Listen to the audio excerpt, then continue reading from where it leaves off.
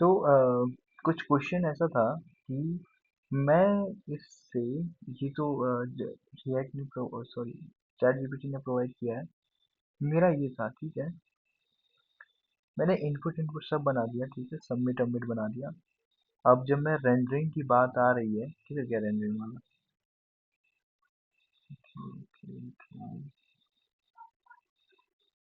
UL, okay.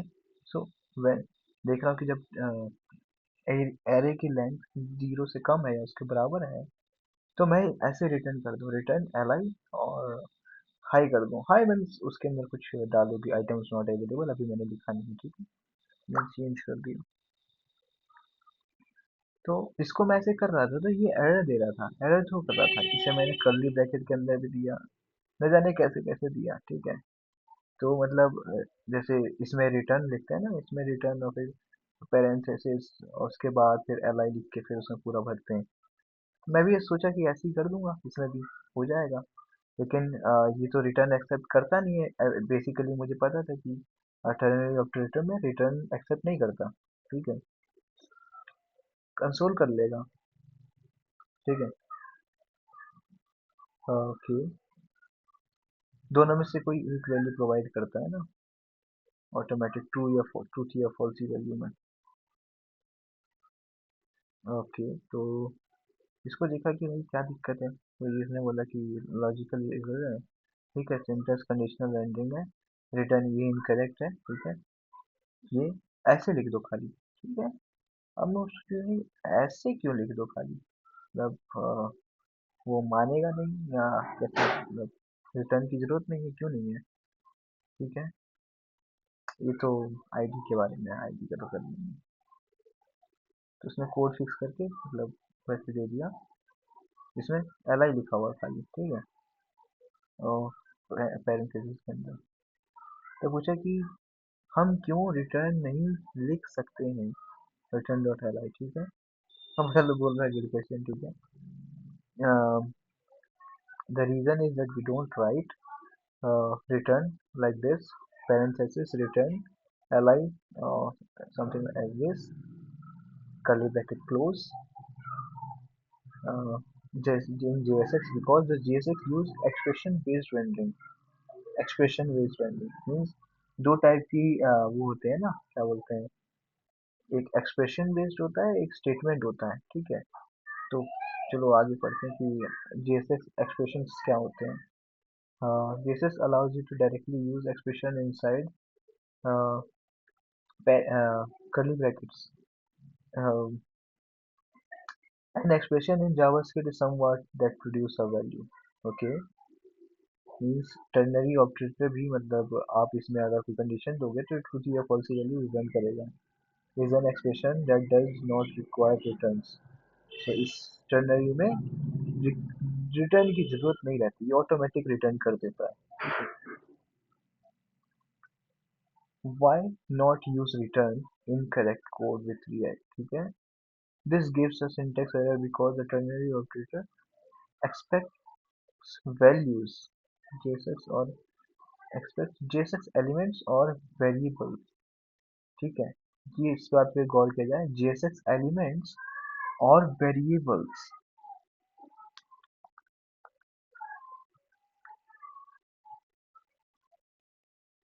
variables means x y z, ठीक है। तो कुछ वैसा ही है। so is this a statement is not a value, this is a statement, ये जो मैंने लिखा था कोड, ये स्टेटमेंट है, नॉट अ वैल्यू। मीन्स जो वैल्यूज होती हैं वो जेएसएक्स एलिमेंट्स हो सकती हैं या वेरिएबल्स हो सकते हैं।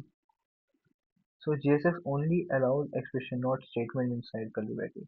करेक्ट अप्रोच विदाउट रिटर्न, कुछ ऐसा लिखा जाएगा, ठीक है। Is an expression that produce HTML element, no need of return because the ternary operator already returns a value, ठीक है। why do we use return, we only use return inside a function body,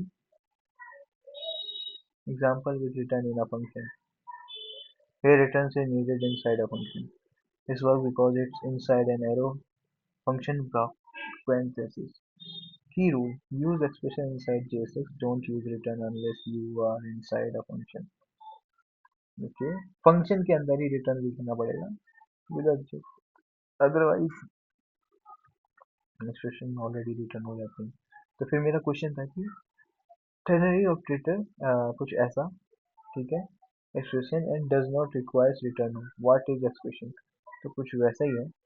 हाँ, इनने इस तरीके से बताया कि जो एक्सप्रेशन है जो एक वैल्यू में फोल्ड होने वाली होती है, which can be unfold after a few seconds with an certain operations, ठीक है, मतलब means वो almost they are almost about to join or something somewhat, giving an output. So ternary also comes in that expressions. And what is not an expression? The statement is a piece of code that performs an action but not returns a value. ठीक है, example of statement, this does not returns value. Let x is equal to 10, ये variable declaration statement हुआ।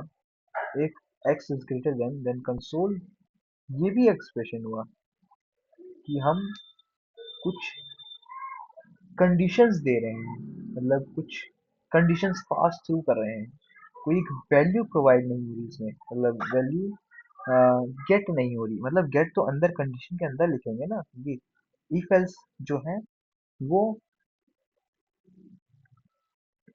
वो statement में आता है, तुम अगर इसमें रिटर्न नहीं लिखोगे तो रिटर्न नहीं होगा, सिंपल है ना।